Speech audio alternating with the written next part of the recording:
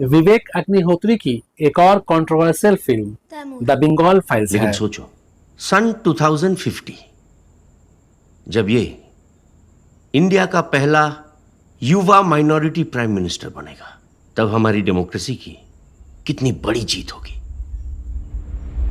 वो इससे कबल द ताशकंद फाइल्स और द कश्मीर फाइल्स बना चुके हैं। इसके बाद उन्होंने द दिल्ली फाइल्स बनाई, जिसका नाम बदलकर द बंगाल फाइल्स कर दिया गया। विवेक ने अपनी फिल्म और अपने आप को हिंदुओं की आवाज करार दिया। फिल्म के नाम तब्दील करने के हवाले से उन्होंने कहा कि इसकी स्टोरी 1946 की ग्रेट कलकत्ता किलिंग्स और नवाखाली राइट के गिर्द घूमती है, इसलिए ऐसा किया गया। तारीख में 16 अगस्त 1946 को दो चीजें बहुत ही खतरनाक हुई। उस दिन ऑल इंडिया मुस्लिम लीग ने एक अलहदा मुस्लिम रियासत के मुतालबे के लिए डायरेक्ट एक्शन डे की पुकार दी थी। उस दिन आम हड़तालें हुई और मवेशियत यानी कारोबार को बंद कर दिया गया। उसी दिन कलकत्ता में बहुत ही भयानक हिंदू मुस्लिम फसाद हुआ, जो ग्रेट कलकत्ता किलिंग्स के नाम से मशहूर है।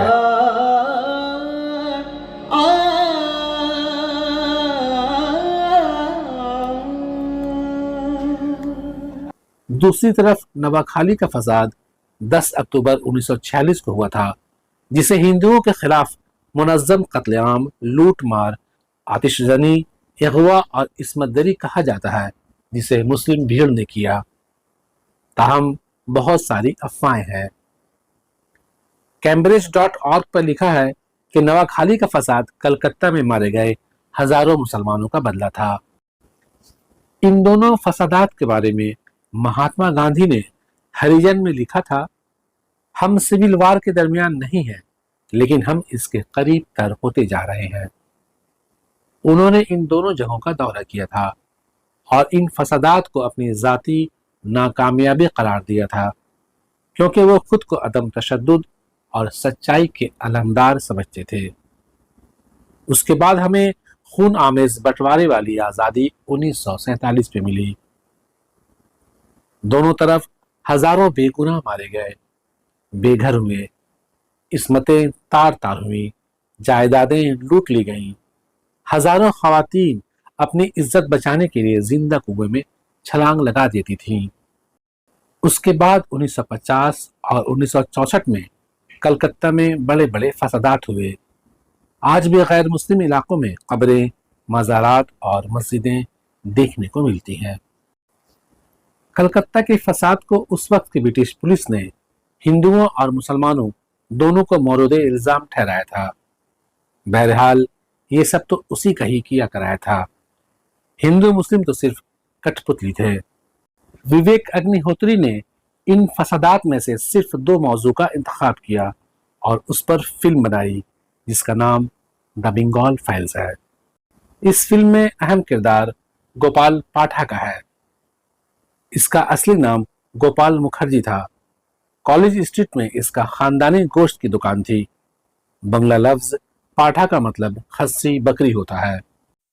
इसमें एक और मानी जुड़ा हुआ है, पट्ठा, जिसका मतलब होता है दबंग और तंदुरुस्त नौजवान। इस गोपाल पाठा के बारे में बहुत सारी चीजें लिखी हुई हैं। यहाँ तक ये भी लिखा है कि ये वो आदमी है जिसने कलकत्ता को पाकिस्तान बनने से रोक दिया था। गोपाल पाठा के पोते शांतनु मुखर्जी ने डायरेक्टर विवेक अग्निहोत्री को कानूनी नोटिस भेजा है और बऊ बाजार थाना में FIR दर्ज किया है। उनका कहना है कि इनके दादा के नाम को फिल्म में बदनाम किया गया। उनका इल्जाम है कि एक पर्सनल रील में गोपाल पाठा को एक था कसाई गोपाल पाठा की तरह पेश किया गया है। मेरे दादा को कसाई कहा गया, पाठा कहा गया, ये हतक वाली बात है, ये बेइज्जत वाली बात है। वो पहलवान थे, वो एक फ्रीडम फाइटर थे। इसके साथ अनुशीलन समिति के रुकन भी थे। उनकी आइडियोलॉजी नेताजी सुभाष चंद्र बोस से मुताबिकत रखती थी। उन्होंने दीगर मुजाहिदीन आज़ादी के साथ काम किया था। उन्होंने इल्जाम लगाया कि डायरेक्टर ने फिल्म बनने के दौरान उनके खानदान से मुलाकात नहीं की। विवेक अग्निहोत्री को मजीद रिसर्च की जरूरत थी।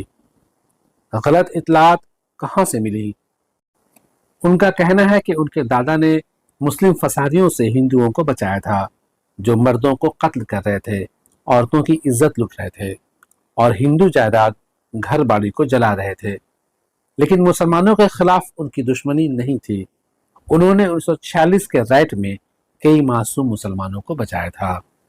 दिलचस्प बात यह है कि 1997 में गोपाल पाठा से एंड्रयू व्हाइट हेड नामी जर्नलिस्ट ने एक इंटरव्यू लिया था। उसने पूछा था, अगर आपके लड़कों को अकेली मुस्लिम औरत कहीं मिले तो उनका बर्ताव कैसा होगा? जवाब में उन्होंने कहा था कि मैंने उन्हें सख्ती से हिदायत दे रखी थी कि किसी भी खातून के साथ बदतमीजी नहीं करना है, क्योंकि एक आदमी का किरदार बहुत अहम होता है। हम औरतों के साथ गलत बर्ताव करके कुछ भी हासिल नहीं कर सकते। ऐसा आदमी गद्दार ठहराया जाएगा। हमने अपनी तारीख में पढ़ा है कि किसी औरत के साथ गलत बर्ताव करने के बाद यहाँ तक कि रावण भी बर्बाद हो गया था। इसलिए लूट न मचाएं और औरतों के साथ गैर अखलाकी बर्ताव न करें। फिल्म के ट्रेलर में गोपाल पाठा को तिलकधारी दिखाया गया है, जो देवी काली मूर्ति के सामने बैठा हुआ है और हुजूम से मुखातिब है। भारत कौम है, इसे डायरेक्ट एक्शन डे मना लेकिन रहा है। इस लड़ाई में भारत हिंदुओं का राष्ट्र है और इस युद्ध में हिंदू हार रहे हैं। जीत कौन रहा है? जिन्नात, क्योंकि हम सब नशे में चूर हैं और इस नशे का नाम है गांधी की अहिंसा। पाकिस्तान साल बाद भी हम उसी कम्युनल पॉलिटिक्स से लड़ रहे हैं। दिलचस्प बात यह है कि गोपाल पाठा का किरदार 2024 के लोकसभा इंतखाब में तृणमूल कांग्रेस के स्टार कैंपेनर सौरभ दास ने किया है। ताहम इसका कहना है कि मुझे सिर्फ किरदारों के बारे में इल्म था, मैं स्क्रिप्ट से लाइल्म था, जैसा कि इन दिनों काम करने का तरीका है। ये बहुत मजबूत किरदार था जिसकी पेशकश मुझे की गई। ये एक हिंदी फिल्म है जिसमें मुल्क भर के लोग काम करते हैं। मुझे इन फिल्मी सितारों से कोई सरोकार नहीं। किसी दिन मैं हिटलर का रोल अदा करूं तो इसका मतलब ये नहीं कि मैं नाजी का सपोर्टर हूं। मैंने सिर्फ एक एक्टर का किरदार अदा किया है। गोपाल पाठा के ताल्लुक से विवेक अग्निहोत्री का कहना है कि ये एक हौसला बख्श किरदार है, मरकजी किरदार नहीं है। मुझे गोपाल की जिंदगी से कोई लेना देना नहीं है। वो हीरो था और मैंने इसे हीरो की तरह पेश किया। मैं गोपाल मुखर्जी की बहुत इज्जत करता हूँ। उसका पोता टीएमसी करता है, उस पर जबरदस्त दबाव है। हम इसका कानूनी जवाब दे रहे हैं। फिल्म बंगाल फाइल्स के हवाले से कहा कि ये अनकही कहानी है। हम फिल्म इसलिए बनाते हैं कि जख्मों पर मरहम लगाया जाए। ये बहुत अहम है कि मैंने फिल्म बनाया ताकि नई नस्लें बेदार हों। पूरी कम्युनिटी को एक नस्ली जख्म दिखाने के लिए बनाया है। यहाँ पे 2 कॉन्स्टिट्यूशन चलता है, एक हिंदुओं का और दूसरा ये मुसलमानों का।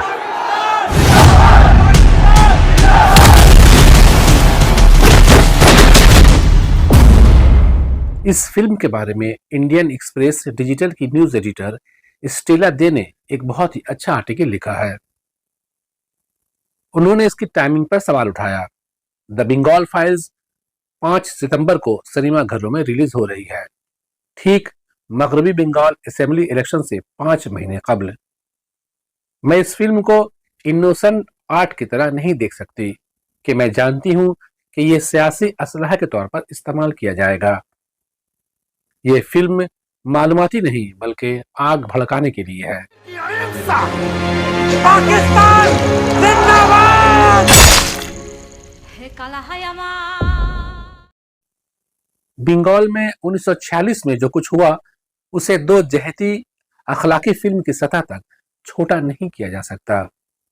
इसे पेश करने के लिए ईमानदारी और हसासियत होनी चाहिए और विवेक अग्निहोत्री के पास इसके लिए गुंजाइश नहीं है। राइट्स की डिमांड करते हैं और 30% होते ही नए कंट्री की डिमांड करते हैं। मेरे लिए सबसे ज्यादा परेशान कुन अमर कल्चर की दागदारी है, जहां इलेक्टोरल फायदे के लिए तारीख का अदल बदल किया गया है।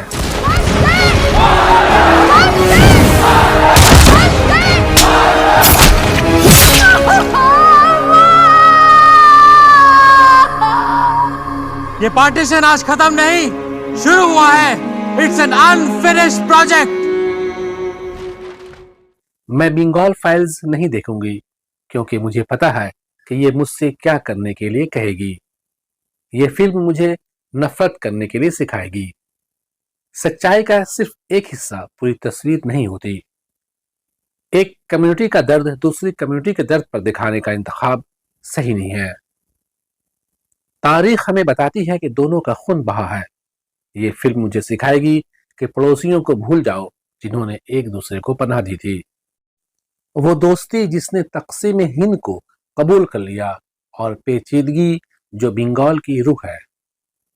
बतौर बंगाली मैं ऐसी फिल्में देखना चाहूंगी जो मेरी समझ को उलझाए, बजाय इसके कि वो आसान कर दे, जो तकलीफ को मुकम्मल दिखाए, अपने बयानिए की मुनासबत से एक टुकड़ा नहीं, जो मुझे इज्तिमाई इंसानियत दिखाए, फकत हमारी तकसीम नहीं।